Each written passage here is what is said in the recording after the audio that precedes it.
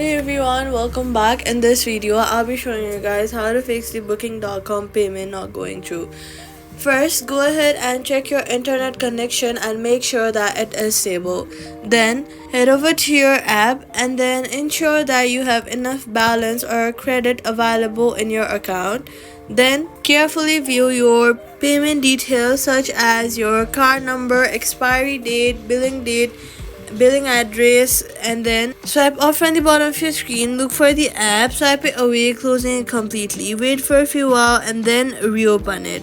Next, head over to your app store, search for the app, and then make sure the app is updated to the latest version.